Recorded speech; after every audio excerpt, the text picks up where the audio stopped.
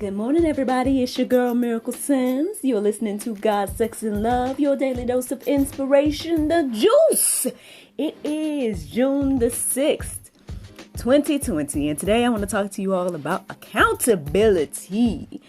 Yes, accountability, friends. In science, a cause and effect relationship is a relationship in which one event, the cause, makes another event happen, the effect. One cause can have several effects. Now, as we may or may not know, in the Bible there are several verses that kind of relate to this idea, and a lot of them can be found under the description of sowing and reaping. In my little humble opinion, I feel like that's kind of the same as cause and effect. And I believe that there's evidence and proof of this all around us. I mean, we've been talking about everything that's going on right now, all the current events, and how these are all pretty much an effect of a cause or the seeds that were sown years ago. If we're just referring to the racism, but even outside of that, I mean, any of this other stuff that's going on as well is a cause and effect that's causing this stuff to go on, and everything like that. But let's just focus. In Proverbs 22:8, it says, "Whosoever sow injustice will reap calamity, and the rod of his fury will fall." Now, friends, I don't know what is that not a clear example of what we are seeing in the world today? Calamity and possibly the rod of his fury falling on us, right?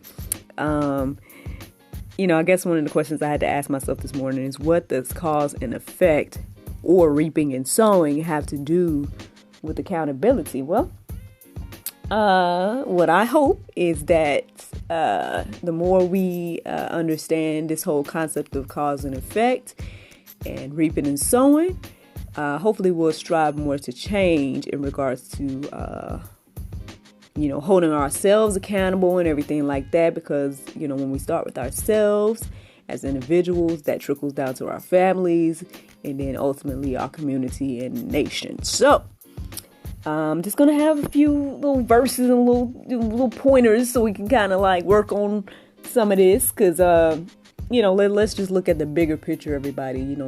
Cause and effect, reaping and sowing. Let's start with the self-reflection. All right. Matthew 7, 3 through 5. I'm not going to read the whole thing, so you guys going to have to go ahead and read it all at your own time. But I'll start with the first verse, which says, "Why do you see the speck that is in your brother's eye, but do not notice the log that is in your own eye?" Friends, let's just let that marinate. I mean, that's not even the whole. Check out the whole Matthew 7, 3 through 5. But let's just let that first verse marinate. Why is it? It's so easy to point out the flaws in others, isn't it? I mean, across the board, it's so easy to just go and say, "Oh, you did this and you doing that and you need to do this." But isn't it a little bit harder to point to yourself and say, "I did this. I'm doing this wrong. I need to change this." It's so hard to do that.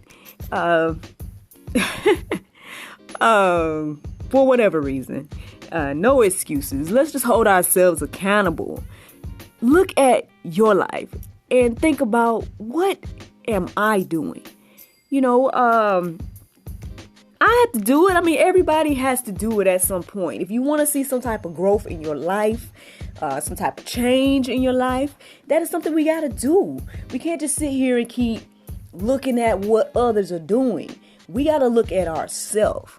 Look at you in the mirror and say, and ask yourself this. Seriously, why do I see the speck in my brother's eye, but I can't. It's like, basically it just boils down to this. And this is what the honest truth is. Basically, you just don't want to change. You don't want to hold yourself accountable. So it's easier to just look at somebody else and say what they need to do.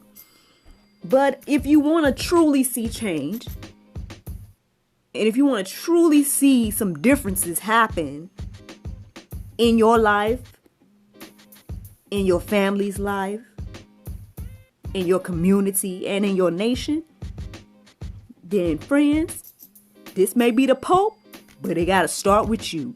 It got to start with me. I got to look myself in the mirror and say, miracle, this or that or this or that needs to change. And guess what? With Christ, I have the ability to do it. That's just it on that. And I tell you what, friends, the more that we look at ourselves and start to hold ourselves accountable, we're going to see that change. But say you don't. Let's just say you don't, right? You want to just, go out there and continue to just live how you want to live. Do whatever you want to do. Say whatever you want to say. Well, friends, I tell you right here, Matthew 12:36 says, I tell you, on the day of judgment, people will have to give, I'm just going to read the words. People will give account for every careless word they speak. So, let that marinate, friends. You might be all willy-nilly now pointing out the flaws in your friends and your brothers and your neighbors and everybody else. Saying whatever you want to say right now. I'm angry. I want to say whatever I want to say. I want to do whatever I want to do, right? Well, you have to give account for that. Every careless word, the Bible says. So, I don't know. I mean, maybe you're ready to stand on that. If you want to stand on that, you ready to stand on that and you okay with that? Hey, by all means. But I mean, just letting you know in case you didn't know. Now, friends, again, starting with yourself will eventually trickle down to your family. This is my little humble opinion. But so if we look at our families, let's keep it real, friends. Let's be honest. The family has been broken for a long time. Sorry. But I mean, it's true. So let's look at it. Husbands and wives, parents and children. Let's look at it. The family. Let's look at it. Now, there are many resources and scriptures out there, friends. Just take the time. However, here's just a little bit. Hopefully a little something that'll help you. Okay? Sorry. But anyway. So check out madaboutmarriage.com. There's an article on there called What is the Husband's and Wife's Role in a Biblical Marriage? I'm not going to really tell you anything that's on the website. If you want to learn a little bit more about being a husband or wife, check that out. I mean, clearly there's a lot in the Bible about it as well, but sometimes we need things broken down a little bit. So check out the website, Husband and Wives, so we can know our roles. Parenting. Now, friends, like I told y'all, I took this very seriously. This whole parenting thing. Now, I mean, again, I'm just getting started, and so I'm not gonna sit here and act like I'm just, I know everything. But again, I'm just gonna say that it's a very serious thing we need to be doing. So, if you're gonna be out here having sex, and if you're going to have children, and now that you're a parent, it's your responsibility to teach your children right from wrong. Teach them the Word of God. Teach them what they're supposed to be doing. Because children are going to do what they're taught or what they learn. And guess what? They learn everything. Our son goes around here and he do what we do and say what we say. And he's one. And how did he do? by looking. He's learning. He is learning every day. Okay? So it's our responsibility as parents to teach our children. Proverbs 22:6 says, train up a child in the way he should go. Even when he is old, he will not depart from it. Friends, I'm going to just give you a little snippet. I got 10 minutes. I ain't even know it's going to be all like this morning. All I know I was out taking notes, and then here we are. But anyway, let me tell you a little bit about my story, or my mother's story. Long story short, my mother was married to my father, and I want to say they was married at least a year. They conceived me, and a few months into my mother's pregnancy, my father passed. Now, so no, I never met my father in person and everything like that. So here my mom finds herself a single pregnant woman. And she had me, and here I am. And she trained me in the way I should go. Now, again, I'm not going to sit here and act like I'm perfect and I did everything right. But I will say, again, that a lot of the decisions and things I made was based on what I was taught from my mother in regards to the things of God in the Bible and everything like that. So even if I was doing wrong, I couldn't stay there because it was instilled in me, right from wrong. So, and now here I am talking to you. So all I'm saying is, I'm an example. Train a child in the way they should go, and it won't depart from them. You know, at the end of the day, like, yes, okay, people are going to make their own decisions. You know, we're not going to be, you know, at some point, the child is going to become a man, for example, if, you know, it's a boy, you know, the child is going to become an adult. Okay, and then the adult is going to then have to make their own decisions, X, Y, and Z. But while the child is under our roof, it is our responsibility. And then, to be honest, technically, parents are still parenting even when we're not in the house. Because we still calling our moms, we still calling our dads. Those of us that, you know, have them. And same for my, like, you know, she ended up getting married again, and technically he's my stepfather, but he's the only father I know, so I call him dad. And he was there from when I was 5 and up. And so I had a father in the home. And same thing.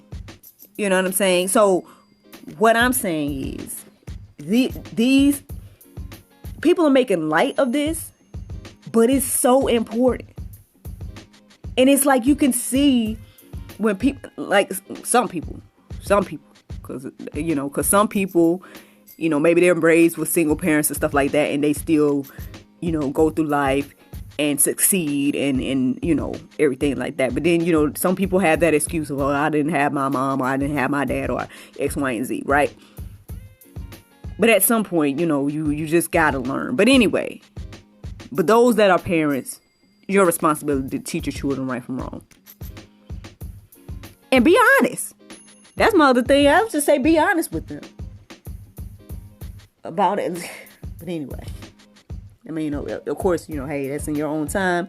You know, whatever you want to reveal to your kids at the right time and X, Y, and Z, that's to your discretion and everything like that. But I just would say be honest.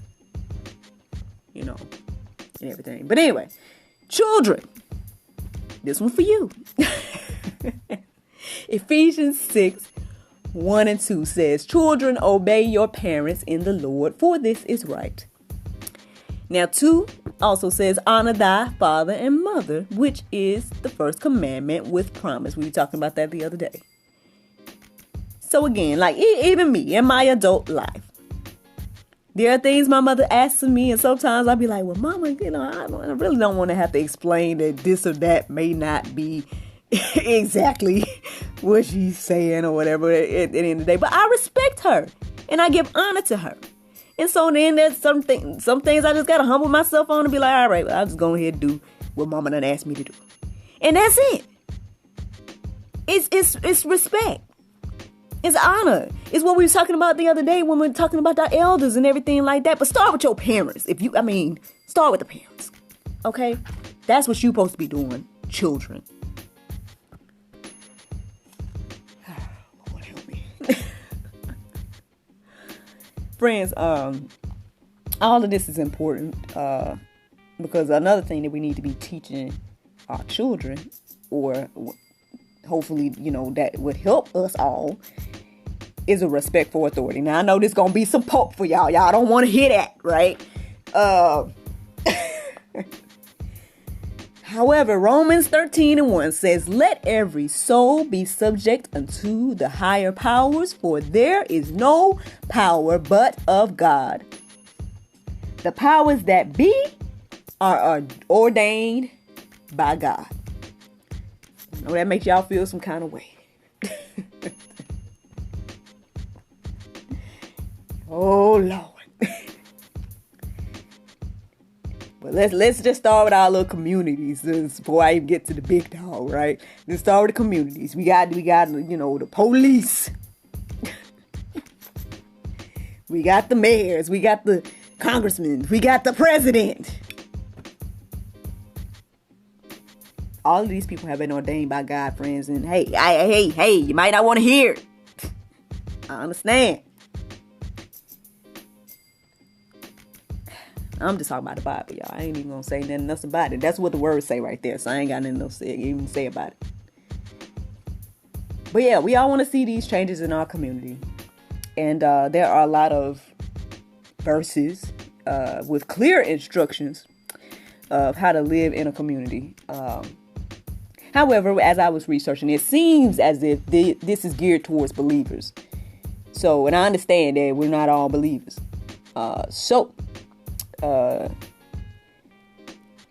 Yeah, I mean, you may be wondering, like, well, how are we supposed to live with everybody and different people that believe different things and, X, Y, and Z?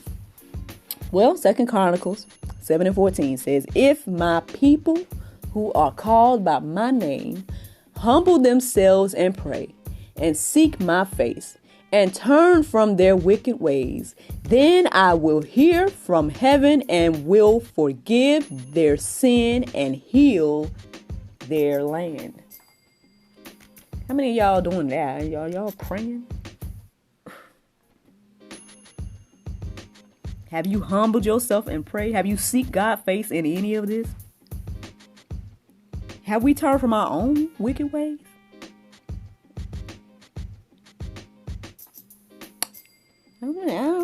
Again, I'm not going to say nothing else about it. Oh, that's what the words say. Try it. Try to see. I don't know. But I tell you what, friends, I know what,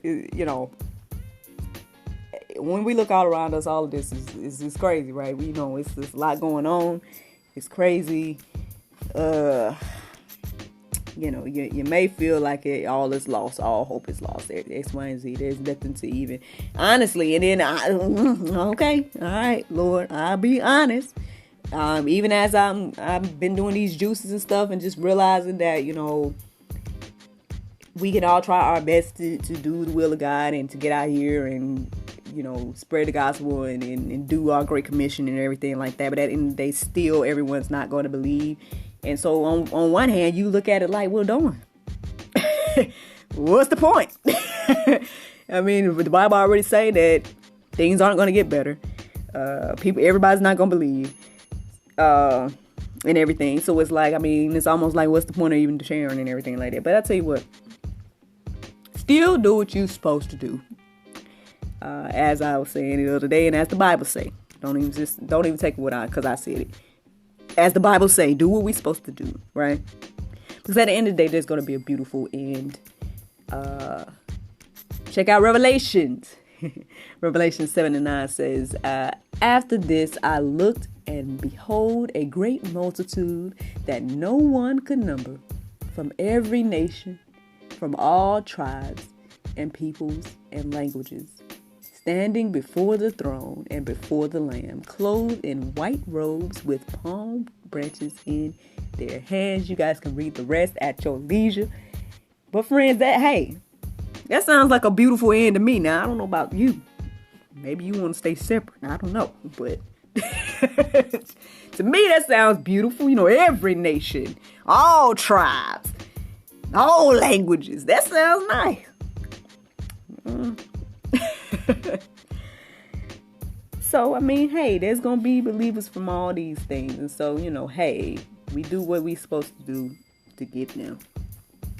And I hope that includes you, whoever's listening to the sound of my voice.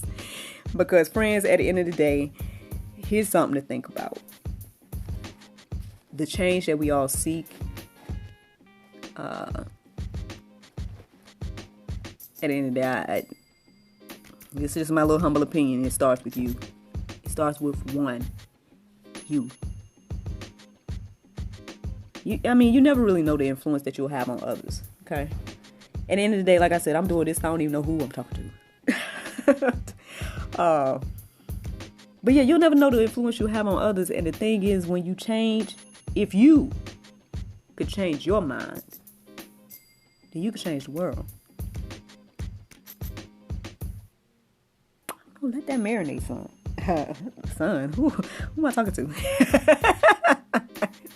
But yeah, let that marinate. We see it like, and if you're skeptical, we see this all around us. There's a lot of movements and a lot of things that happen with one person. Because one person changed their mind about something. Things have happened. So I'm just saying. But I tell you what, for anybody that you know, I want to still stay in my way. I want to still do what I want to do. I want to still, it don't matter what nobody else say. I don't want to believe it. I want to do it. I want to do what I want to do for you. James 4:17 says, therefore to him that knoweth to do good and doeth it not, to him it's sin. So, a Bible verse of the day. Psalms 23:4 says, yea, though I walk through the valley of the shadow of death, I will fear no evil, for thou art with me, thy rod and thy staff, they comfort me. Friends, I hope you all enjoyed this juice this morning. I tell you what, I feel a lot better than I did yesterday. But yeah, thank you for listening to God, Sex, and Love, your daily dose of inspiration, the juice. I hope you guys go forth to have a wonderful, wonderful day. Thank you so much again. And I look forward to talking to y'all on Monday, if the Lord's will. Bye-bye.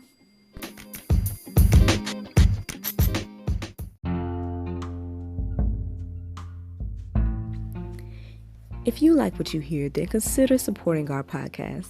Every listener that supports us for $9.99 a month will be entered into our monthly raffle for a chance to win a free gift.